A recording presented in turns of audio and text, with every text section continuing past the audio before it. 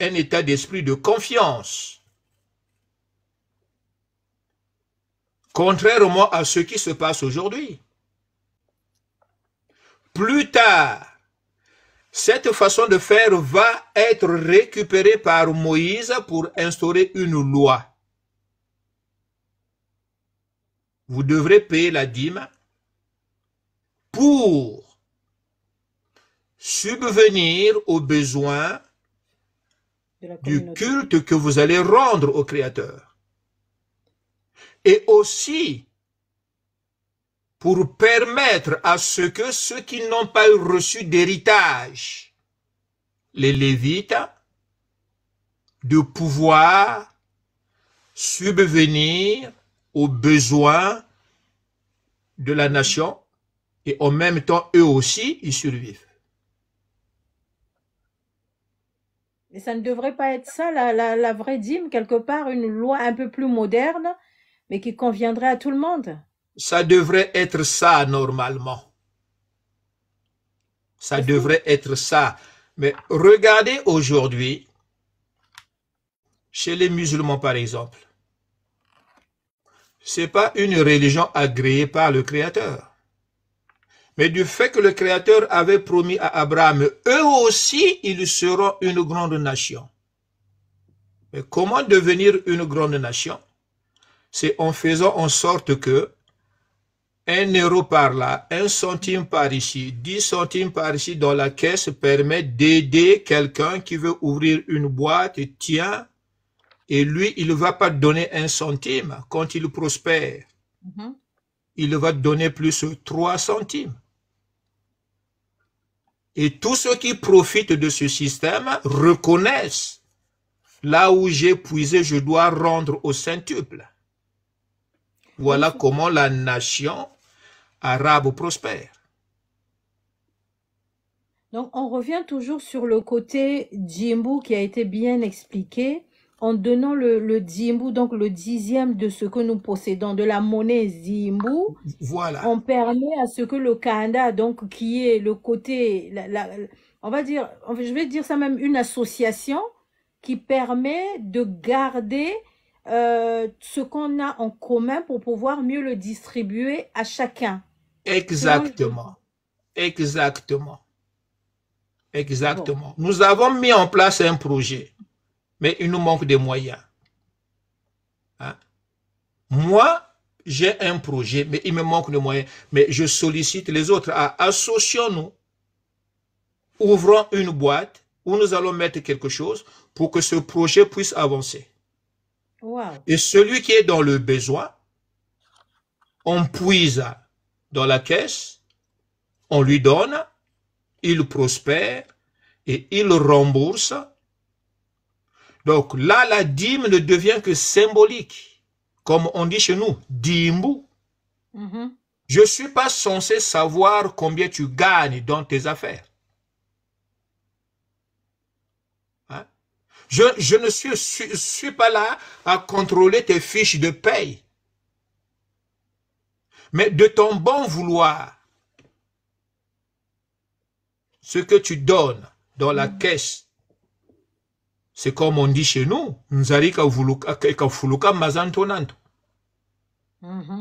ce sont les petites sources qui font des rivières, ce sont les rivières qui font des fleuves, et les fleuves tombent dans l'océan. Est-ce que chez nous ce proverbe est rempli ou c'est une coque vide? Au-delà de la coque vide, c'est rien du tout. Ça n'existe pas. Voilà. Puisque celui qui va en bénéficier, c'est celui qui a façonné de son modèle. Voilà comment... Donc, il n'y a pas d'association. Voilà donc comment le Créateur bénit. Alors, si je viens, parce que moi, j'ai été un peu chercher, j'ai trouvé que dans la Genèse 28-22, on dit un peu ce que tu dis, mais je ne pensais pas que tu allais me sortir ça.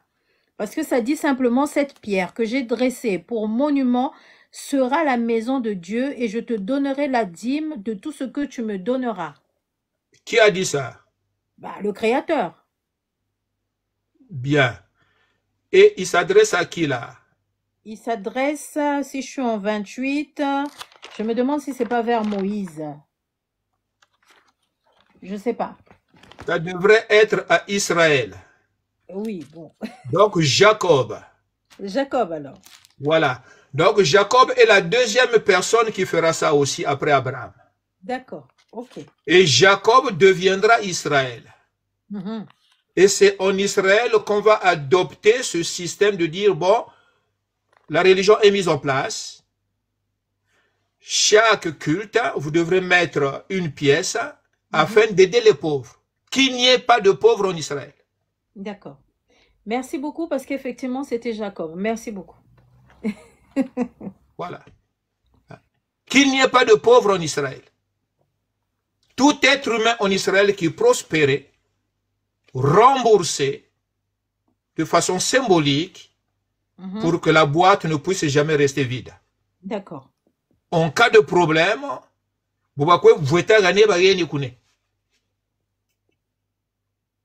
mais j'allais dire peut-être en Larry sans le dire, Bouila, d'où on a craqué, d'où on a péché, parce que on a fait le contraire de ce qui a été demandé, alors que cette précision est là. C'est comme dans tout, c'est comme sur la terre, sur la terre où nous devions vivre, nous n'avons pas voulu vivre dessus.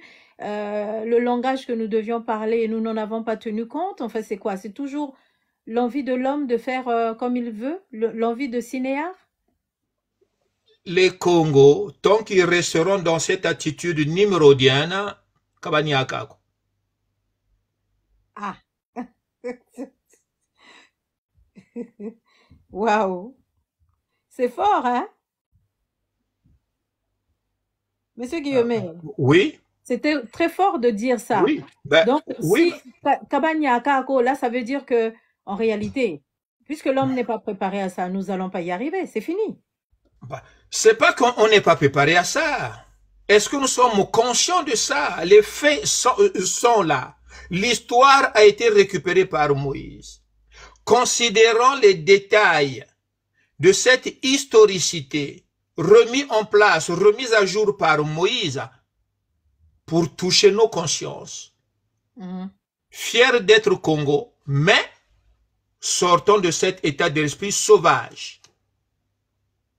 Puisque ceux qui gèrent le monde aujourd'hui aussi sont des Congos.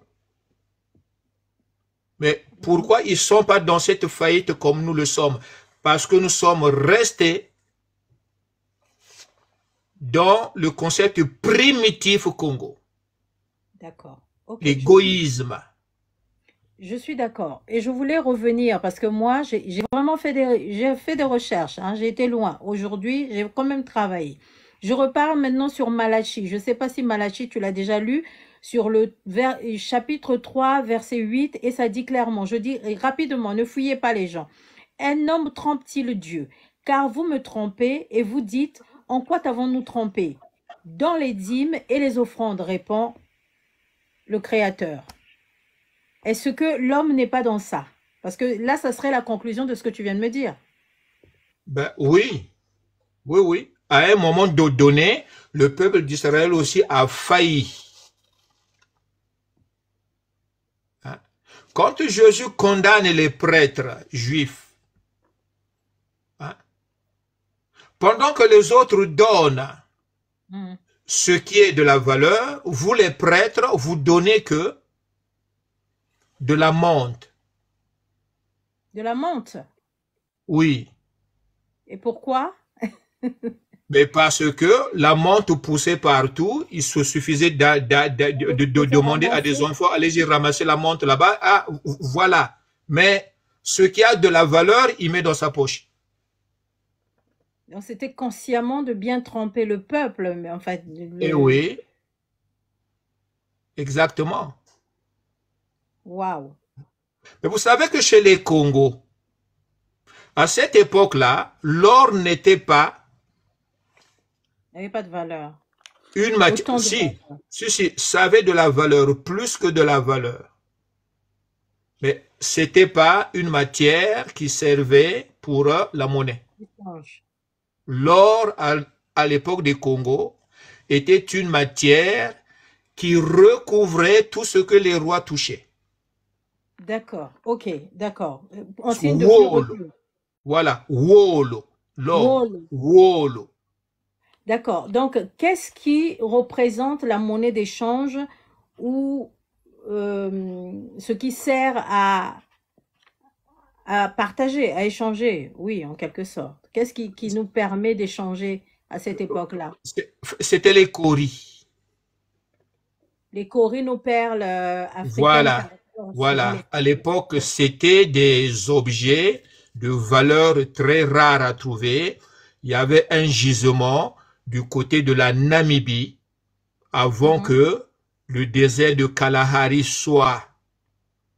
On exploitait les coris là-bas.